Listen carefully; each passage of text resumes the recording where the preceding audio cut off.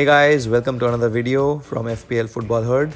So in this video, I'll be discussing about how the Game Week 1 fared for me and also the team selection for Game Week 2, along with the captaincy dilemma that I had and the final captain that I picked.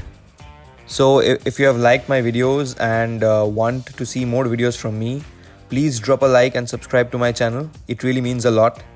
Also, share your comment about my team and any questions that you have. I'll be very happy to answer them for you. So without further delay, let's get started. So I scored a decent 73 points in the first game week, which is well above the average, which was 57 points, and the highest was 119. And that fetched me a rank of around 897k, which looks very bad. But trust me guys, for the first game week, it's fine. Because all the points are very close by, and even if I had a couple of more points, I'm sure I would have jumped around another 100k above. So it's fine for the first game week. My squad value has also increased by 0.2, so it stands at around 100.2. Now let's jump to the team and see who fetched how many points. So in goal, Ramsdale kept a clean sheet and got me 6 points. It was a fairly easy game against Palace, and Arsenal were amazing. So no surprises there. Next up, it was a bit disappointing with the double up of Trent and Robertson. That fetched me a point each because they could not keep a clean sheet. And Fulham were amazing. The likes of Mitrovic and Andres Pereira were amazing. And they had a 2-2 draw for that match. However, I am pretty certain that Trent and Robertson will fetch me a lot of points because they had n number of crosses and the XG was also quite high. Next we come to João Cancelo, who gave me 7 points, and I'm pretty happy with him like always. And City were dominating all way around against West Ham, and they won 2-0. And Cancelo also got a couple of bonus points, and he's one of those starters that we can be rest assured that Pep will go with. Next up, we had Reece James, and he also fetched me 7 points. Also quite happy with him, and I will keep him for the next game week. In midfield, there were no surprises from the king, the Egyptian king, that's Mo Salah, with a wonderful 12 points. A tad below his average of 13.6, but that's fine. And coming to Rashford and Neto, it was very disappointing because Rashford played terribly in the first game. United were very poor basically in the first match, and I'll be keeping a close eye on him and looking to transfer him out. But I'll keep him for this game week most probably. And then coming to Neto again, it was a very disappointing show from him. The likes of Podence got on the score sheet, but not much from Neto there. So again, I have to keep close tabs on him.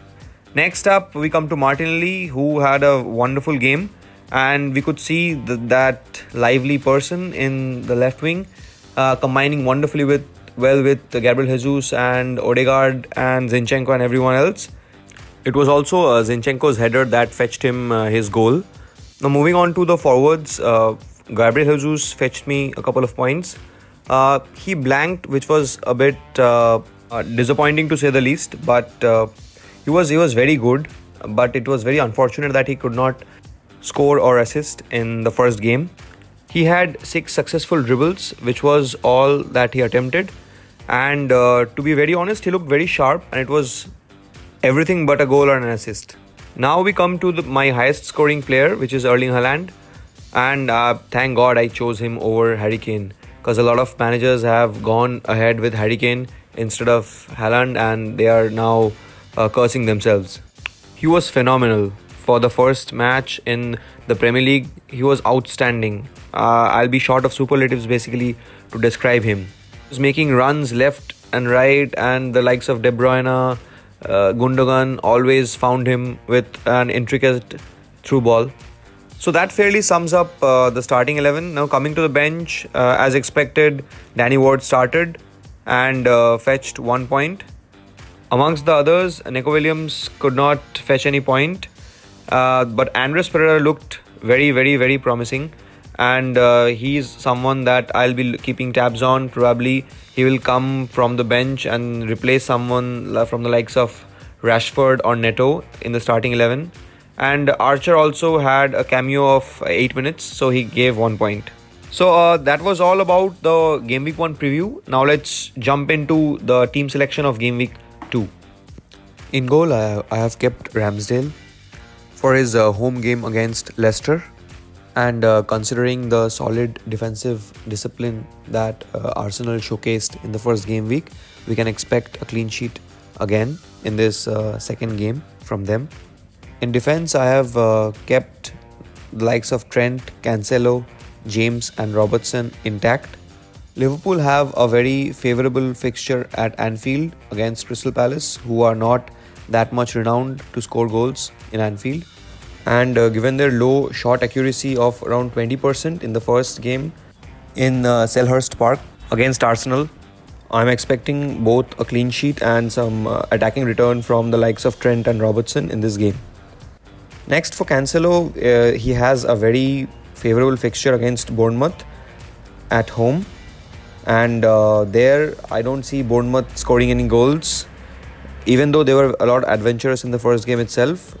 Even if they score, in my opinion, we can definitely rely on Cancelo for having some attacking returns, because he was very influential in the first game that we saw City play against the likes of West Ham, and he played a wonderful game with 80% of dribbling and take-on percentage success rate, and as many as 130 touches in the entire game with 30 final third touches. So he's very much pivotal for the City build-up, and he plays in the inverted fullback position and is one of Pep's favourite. Next, we come to Reece James from Chelsea, who has a tough fixture against Tottenham Hotspur at Stamford Bridge.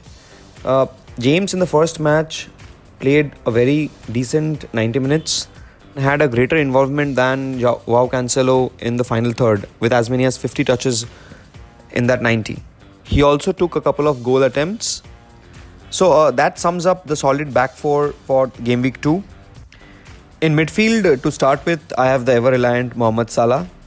And next up, I have Rashford, and then Pedro Neto and Martinelli. So I've also kept this constant, just because I don't want to tinker much with my team, because first game week is not a knee-jerk reaction-giving game week for me, ever.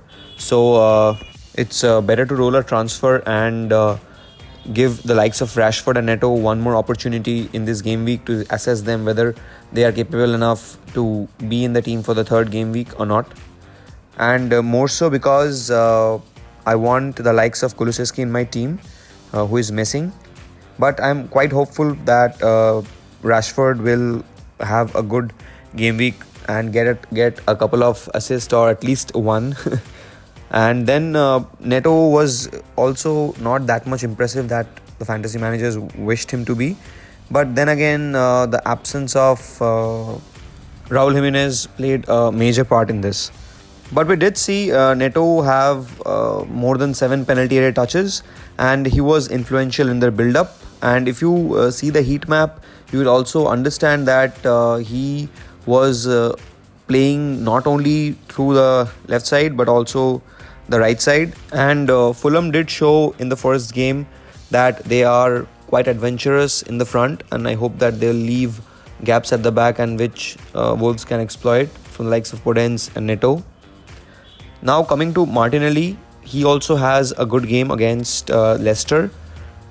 The performance that he showcased in the first game was quite impressive, and he gelled amazingly well with the likes of Gabriel Jesus, Saka, and for me he's the best option in the 6 to 6.5 million price bracket, because we cannot afford Saka at this moment, and he is the second best option in midfield.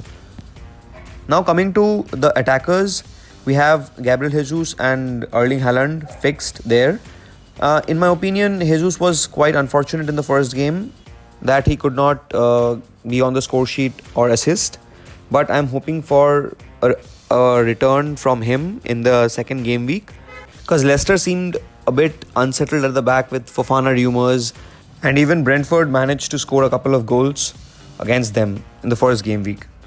Now the player of the game week, Erling Haaland, who is up against Bournemouth at the Etihad.